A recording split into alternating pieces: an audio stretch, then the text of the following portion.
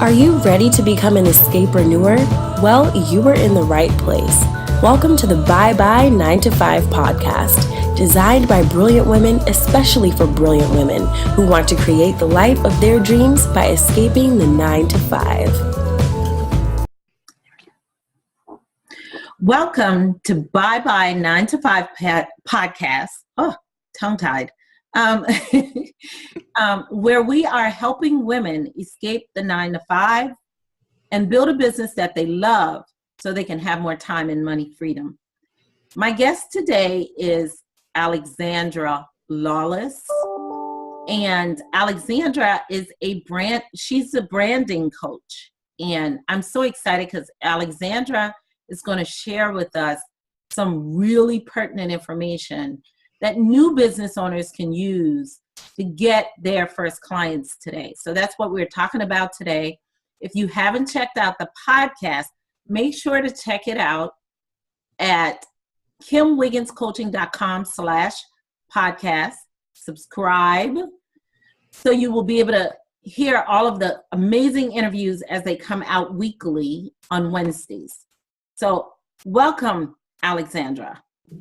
Thank you so much for having me on.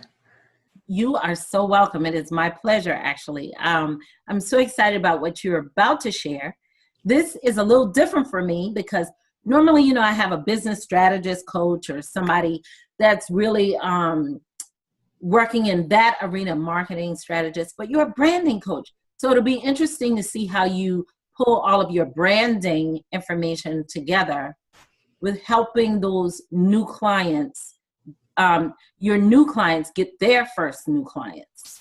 But let's start first by just hearing a little bit of your story, Alexandra. Sure. So, like many entrepreneurs, I have tried it all, right? We're kind of the serial variety, right? Like we try each little thing until we find the one that sticks. And so that is kind of my story too. I have tried everything under the sun, from working retail to being a nanny to being a blogger to being I actually went to beauty school and got my esthetician's license. So I've tried it all. And actually, after I got my esthetician's license, I decided I was going to start a beauty blog. And that was like me just dipping my toes into the online space, entrepreneurial space in itself. And I did that for about 3 years. And this is kind of like that crash and burn story that a lot of us have too, because after 3 years, I remember looking at my email list and thinking, I have 79 people in 3 years.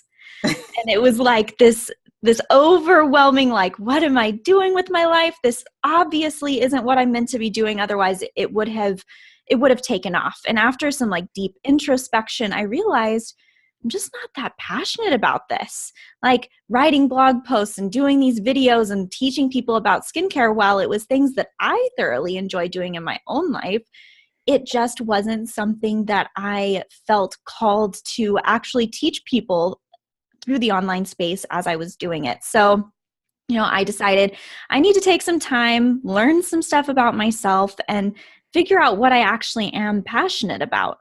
And so I shut down that website. I took about a 3-month-long break, and as the universe likes to do, I kind of just got something put into my lap at the perfect moment. So my stepmom actually decided that she was going to open up her own hair salon and asked me to help her with her branding, with her logo, with her website, to get everything launched for her business.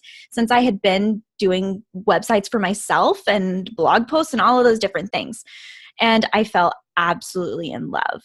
And it was at that point that I realized that my passion really lied in helping other women succeed in their own lives to start their own businesses. And so I started a business doing that. And that's what Lady & Company is today.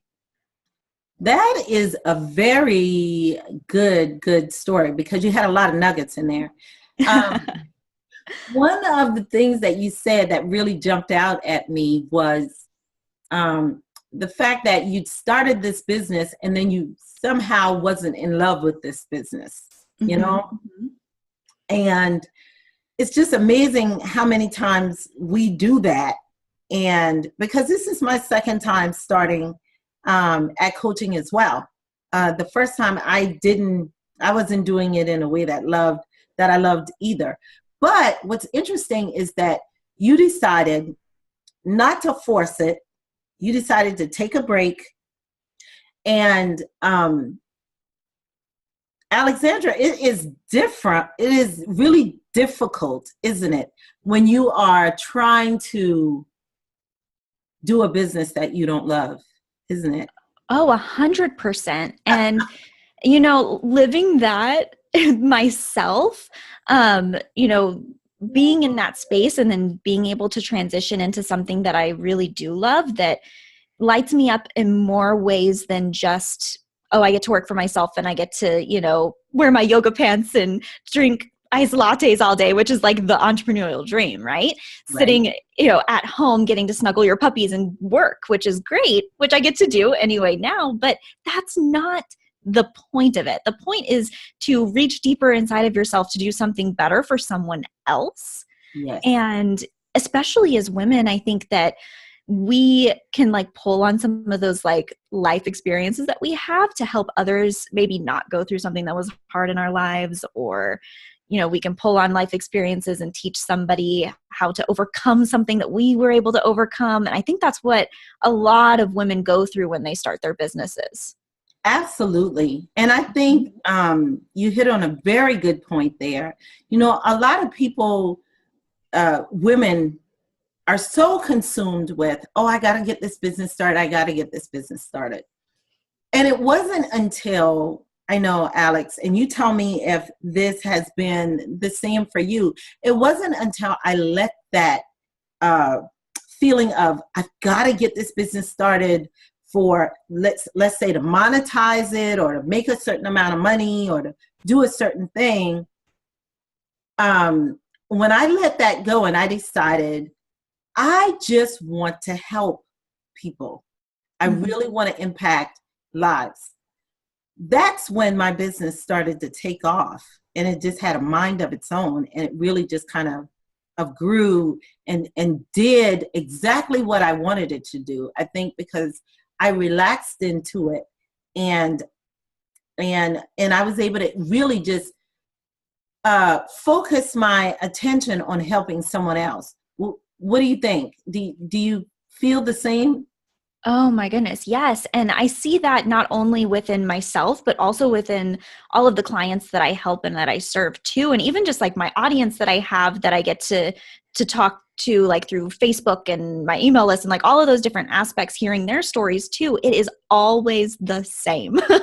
It's always that same story of that they kind of rise from the ashes and they decide, you know what, this business, yes, it's about me and about my livelihood. And I have these big dreamy goals of supporting my family one day. But at the root of it, it's really about serving others. Mm-hmm. And that's really what I help my clients uncover too. It's kind of talking about what kind of the hard life stuff, the nitty gritty that makes you, and pulling on those different pieces to create a brand that then can showcase what your business sells. Kind of the thing that you sell is secondary at the end of it, because it's the serving on the front end that is really the powerful piece. Yes. And, I love what you wrote to me about your business. You said, we brand your business from the heart up. Meaning that we take who you are, what lights you up, and what has shaped you into what you are, into who you are today, and help create a business that is really an extension of yourself. Now, that sounds really, really yummy, because I think that's what we all want. We want this business that's just an extension of who we are. We're not creating something new. We just want to stretch the person that we are and let our business become an extension of us. So that's amazing. Wow. Yeah. And that's kind of the whole heart mission that I have behind it.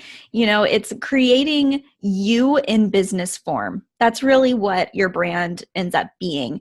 And, it's making sure that your personality is highlighted, that your likes and your interests are talked about and brought forward, because at the end of the day, this is your job. It's what you're going to wake up every single morning to work on. It's the thing that you're probably going to be having your mind racing about as you go to sleep at night.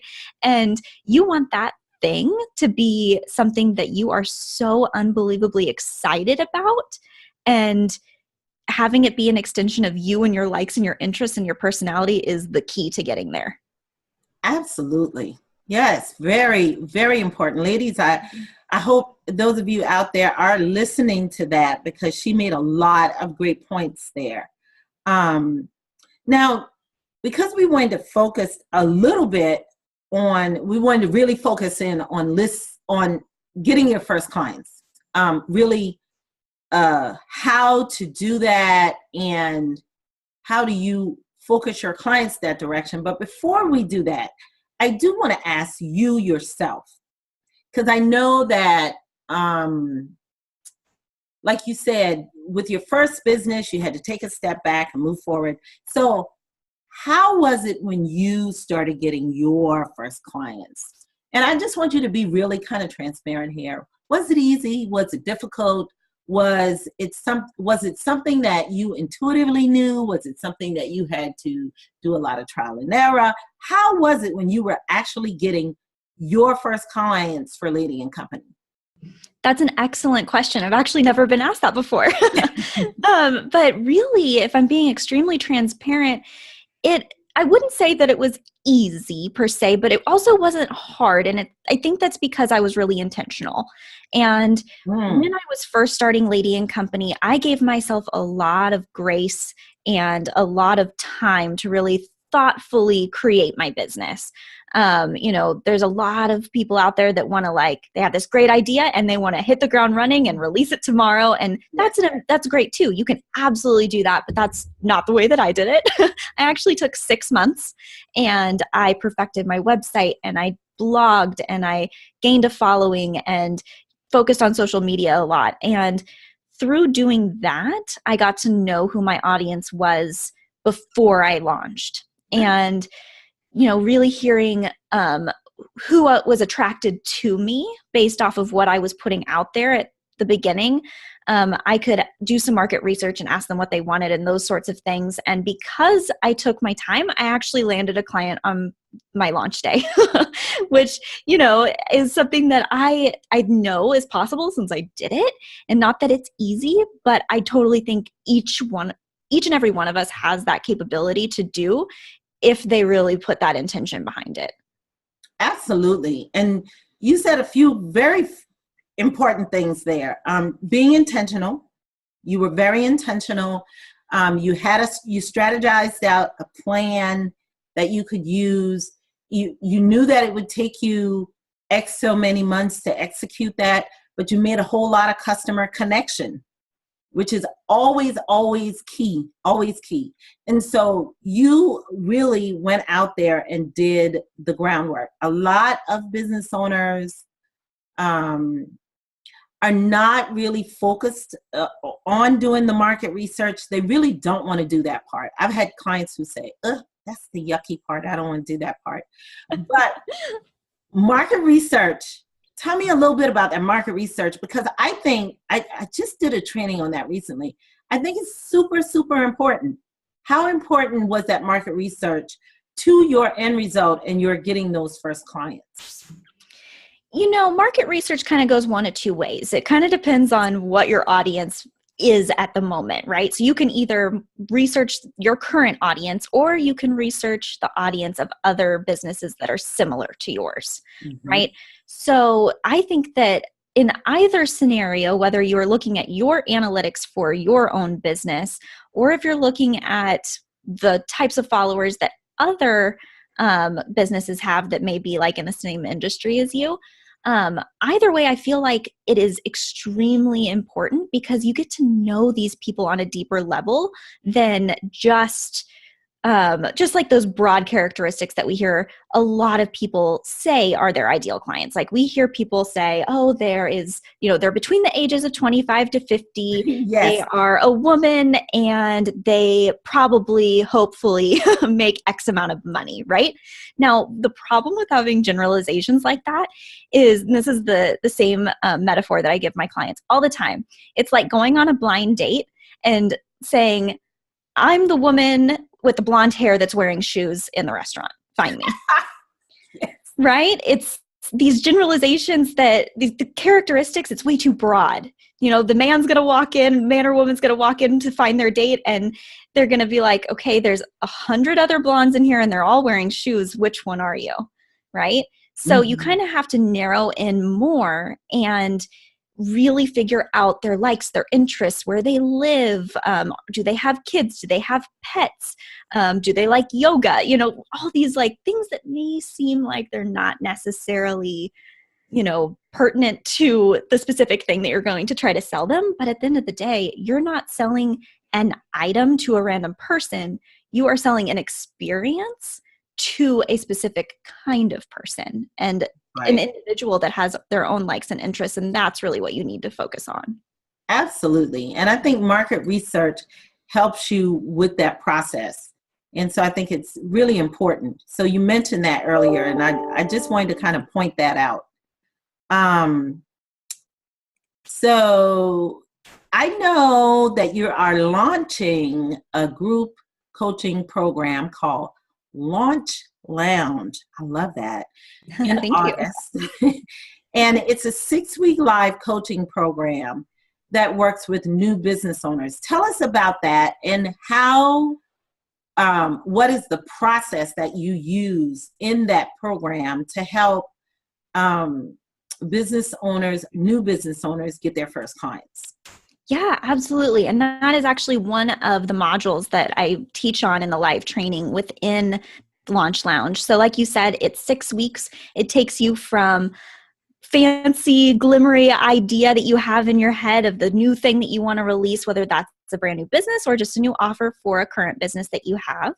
And then it takes you through figuring out who your ideal client is, how to get in front of them, how to use social media to the best of your advantage, how to create that hype building launch plan so that people are really excited, so that then once you finally release that new product or business, you have bites hopefully on day one.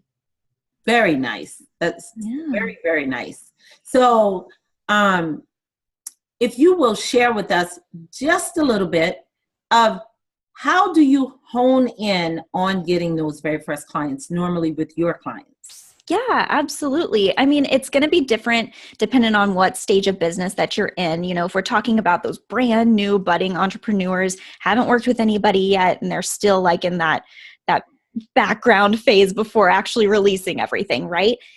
The thing that's really important to remember about a dream client is that that person is not this like fluffy person that you've made up in your head. You can't just dream them up. They have to come out of real fact, right? Otherwise they aren't real. So you can't just say that, oh, this person is wealthy and they like my same drink that I like at Starbucks and they have kids because I have kids too. And like go off of this whole like dreamy best friend kind of scenario, right? So really, if you're looking at the heart of it, what a dream client even is, before we get into like how to get in front of them and how to actually find them, you have to realize that a dream client is really just someone whose exact needs are met by your offer. At the most bare bones, thought of it, right? That's what it is. Somebody that needs what you have to offer. They have a problem, you have the solution. That's who your dream client really is. But to dive even in a little bit deeper, if you are a brand new business owner and you don't have analytics to go off of, you don't even know who people are in your industry that maybe have like an ideal client that's same as you, and so you can't even go find out any research on them yet. Really, the thing is, especially with women, is that at some point in our lives, we have probably been our own ideal client. Yes.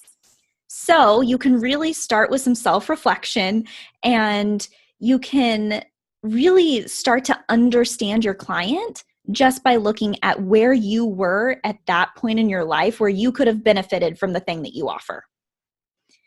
Nice. So, it's thinking of things like, what were your struggles? What were your interests? What were your needs? What did your life look like then? And just journal it, just write it out, kind of reminisce and get back into that space and think about what your pain points were, why you would have sought out this thing, and just talk about yourself. And that's really the best starting point. That's very nice.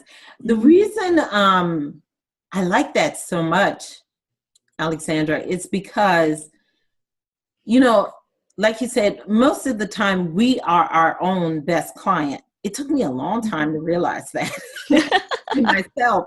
In my business, I was like, wait a minute, this is me. So, because one of the things that was a struggle for me in my business was content and being able to message what I had to offer in a way that spoke directly to my clients. Mm-hmm. So the reason I like that so much is because without even knowing it as a new business owner, you're starting to journal and write down that message in a way that people who are just like you, your ideal client, will understand it because you are starting to journal it in that way. I love that idea. Exactly.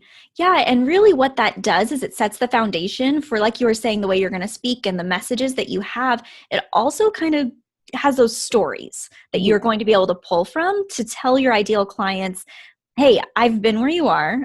I understand. This is how I've pulled through. And now this is how I can help you do the same. And so really it starts out as more of a messaging thing. And then there's other strategies, of course, where you can actually get in front of those people. But at the end of the day, you can get in front of people all day long. But if when they finally hop onto your website or your Facebook page or wherever it is that you are directing them to, if your messaging is not on point there, it doesn't matter how many people you got in front of, because you have to be able to speak to them in a real, authentic way. Right. Absolutely.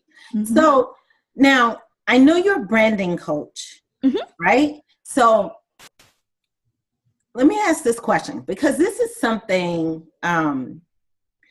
I don't let my clients, my new clients get, especially if they're new business owners, I don't let them get overwhelmed and consumed with branding because I know what that feels like. So I do not.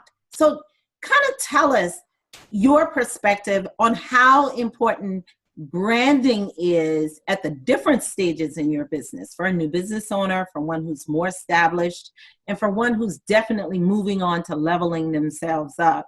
How important is branding in each of those phases? Oh, absolutely. And this is such a great question, because really branding is so much more than most business owners believe it to be. A lot of people think branding is like, okay, it's your website, it's your visuals, it's a logo, and maybe a little bit of like your messaging, right? But really branding is kind of your business all encompassing in, like, I call it like the touchy-feely way. So it's the emotions behind your business. It's really every way in which your business is seen, felt, and heard. And what I mean by that is seen in the visuals. So that's like all the fancy, the pictures and the graphics and your logo and those sorts of things. In the ways that it can be felt, those are like your stories, the things that we just talked about, getting on their level, the ways that you are communicating those different things, the feelings that you want your audience to have, to where they're like, oh, she gets me. Then there's the ways in which your business is heard. So those are like, like your brand voice. It's your copy. It's all of those different ways in which you are like presenting yourself on video or podcasts or through messages on Facebook or emails or anything like that. So to answer your question, I think branding is definitely extremely important from day one. However, if we're looking at it from like the visual part of it, I think that is the part that comes last. I think you have to you have to have the heart behind your business. You have to know what you're going to offer, why you're going to offer it, who you're going to offer it to. And all of those things are definitely pieces of branding, because at the core of it, it's all about you and your personality and who you are. Mm-hmm. But all the visuals and all that other stuff doesn't even matter unless you have all that other stuff figured out first. So I feel like branding is definitely important, even in the beginning. But the visual part of branding, I mean, really, as long as you type up a logo on Canva and slap it on a website, you're good. Yes. Thank you for addressing that. I really like the way you broke that down in the different areas. But yeah, because we who are not branding people tend to see branding as just all the visuals. Right. So I guess now I have a clearer understanding of that. It's the visual part of it that I make my clients really kind of push off until later. We just really focus on getting something up there that may be a place that they can drive clients to without really perfecting that. And so, yeah, thank you for that. That's good. That's really good information. Yeah, absolutely. Yeah, because like you said, I love the way you pulled all that together. All of that is branding, every bit of it. And you're so right, because it all represents who you are in your business. So yeah, very nice. Okay. Yes, very, very nice. I love it. I love it, love it, love it. So I know that you have a free gift for my audience. Woo-hoo. And it's a 5-day Jumpstart Your Business Challenge. I know you said that the challenge is actually starting in August. Tell us a little bit more about that. Yes. So this actually starts on August 20th, which I believe that this is going to be going live a couple of days after, which is totally fine because the entire challenge is going to be up and ready for you guys to view all the way through the end of August through the 31st. But it takes you from idea all the way through to that launch plan, to getting it out into the world. Nice. So it talks about what you can offer, why you would offer it, who you can offer it to, how you can stand out and be different against all of those other people that offer the same thing. Because I know that that's a big worry that people have is, just blending in with the sea of other people that do the same thing.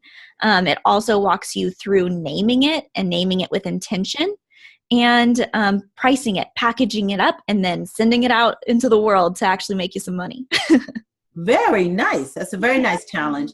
So definitely, I will post the information for that challenge.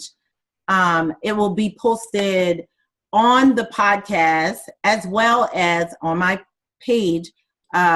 Alexandra will have her own page on my podcast page, and you'll be able to click on her picture and get all that information. You see how to contact her, how to get the free gift, and you will see how to reach out to her on social media, as well of course, listening to this podcast. So as we're finishing this up, Alexandra, I want to ask you one big question. And I know you're going to give us some good information for this. So if you could give us one action tip that we could work on today, we could put it in place once we hear this interview and get it out there in the world, what would that be?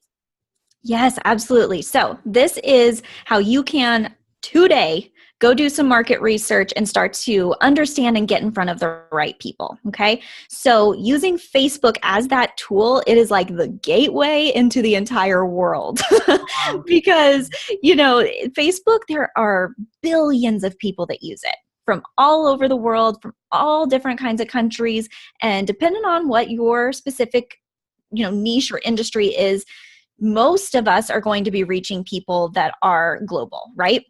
So using a platform that's global itself is kind of like that first tip, right? Getting out there to try to research people there. And Facebook gives us so many different ways that we can do that. So one of the ways that you can research your particular market is looking at your own analytics. If you already have a business and you already have some followers, open up your Facebook page and look at your insights. Write down some information about who already follows you. That gives you some good information as to, am I marketing myself right?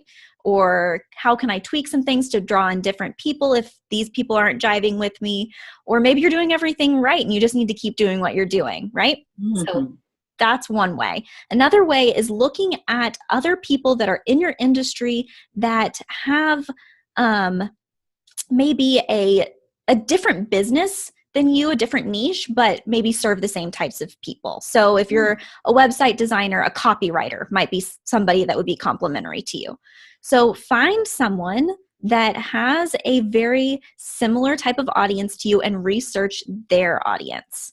So find somebody that is very well engaged, one of the top contributors to that page, and in the best way possible, quote unquote, stalk them on Facebook. Click on their profile, see, are they married? Do they have kids? Where are they checking in? Do they like Starbucks? Just all of those different things like we were talking about before, and try to get to understand them. See where they're checking in and try to appear in those places. Maybe even then you can try to collaborate with that certain influencer, that copywriter, if you were that website designer, so you can get in front of their audience because you know that they have the same audience as you. Do some sort of collaboration with them. Then finally on Facebook, my very, very favorite thing to do with my clients to do some market research is within the ads panel, which as long as you have a, what's it called? Just a regular Facebook business page, you have access to the ads manager. Right. So go into your ads manager and you can click on audience insights. The amazing thing about audience insights is it lets you see audience insights for the entirety of Facebook. So you can type in specific different pages on oh my goodness, on what is it called? Facebook. Sorry. So you can choose 3 different pages. This is what I do with my clients. Choose 2 that are very industry specific. So like, let's say you're an accountant, you maybe choose QuickBooks as one, and you choose maybe like Entrepreneur Magazine, right? Because you're serving entrepreneurs. Then a 3rd page is something more personality specific. So let's say that you want to make sure that you're serving creatives. So you're a bookkeeper for creative entrepreneurs, right? So you have your QuickBooks, you have your Entrepreneur Magazine, and then maybe you would then choose something more on the creative side. So maybe you choose like Adobe Illustrator as your 3rd page, right? Okay. What you do is after you've put in those 3, you can see all of this information about people that like all 3 of those pages. It shows you demographics of if they're men or if they're women, how much money they make, where they live, what other pages they like on Facebook. And all of those different things give you a lot of information about how to speak to these people, how to get in front of them, the different things that they like and where to appear. So then that way you get in front of the right people. Very nice. I love those tips. Oh my. Thank you. I am definitely going to have to try that. I have not really played around with audience insights that way. When I ran some Facebook ads, I looked at a few of that, of that for the person that was running the ads for me. But I didn't really play around in there myself, Nice. Yes, it's my favorite thing. I always tell my clients when we get to that point when we're working together, I'm like, this is where I geek out. Oh, wow. This is my favorite thing. Nice. Very nice. Now, just in case, because I know, trust me, Facebook, I have learned to embrace Facebook. It has not been my bestest buddy, but I'm learning to get along with Facebook so much better. So do you have, because that was a very good tip. Oh, that was like worth it. Ladies, if you are listening, that was worth its weight in gold. But for those of us who are not as friendly with Facebook, do you have a course or something that specifically talks about some of this with Facebook, how to really dig into Facebook that way? Yes, actually, that is all covered in my Launch Lounge. Oh, wow. Yes. Nice. Oh, ladies, don't miss that. Yeah, that's all covered in Launch Lounge. Yep. Wow. Nice. Yeah, because, Facebook, it changes so often. It can be very, very overwhelming. And so, oh my goodness, I know. being able to take clients through that where they can really dig into it. In my programs, I do not go that deep into Facebook because, like I said, it's not my BFF. There's a learning curve. It's okay. Yes. I'm just getting people, they're scratching the surface, learning how to just set up the basics and really just scratch the surface. Mm-hmm. And so check out her new program when it launches in August. That will be something that's amazing. That's actually amazing. Yeah. I'm super excited. Good. And we will tell you where to find Alexandra so you can keep abreast of any announcements that she has while it's coming out, so you know exactly when it hits. Thank you so much, Alexandra, for being here, being our guest, sharing so much information. Now, if you are you're trying to figure this out on your own, you're not ready to get a coach, this interview was worth its weight in gold because this gives you a lot of ideas of how to get started looking for those first clients and really be engaged and intentional about how to do that. This was really, really good. Thank you so much, Alexandra. Oh, thank you, Kimberly. I had a blast chatting with you today. Yes. And so we're concluding this episode of Bye Bye 9 to 5. Definitely subscribe to the podcast, and we will catch you on the next episode. Bye-bye. This episode of the Bye Bye 9 to 5 podcast has ended, but it doesn't stop there. Be sure to subscribe for more strategies and advice to help you move from employee to escapreneur, to have the kind of success you have always dreamed of without sacrificing family or time. And don't forget to rate and review us so we can continue to bring you the best content possible to motivate and encourage you on this journey. See you on the next episode.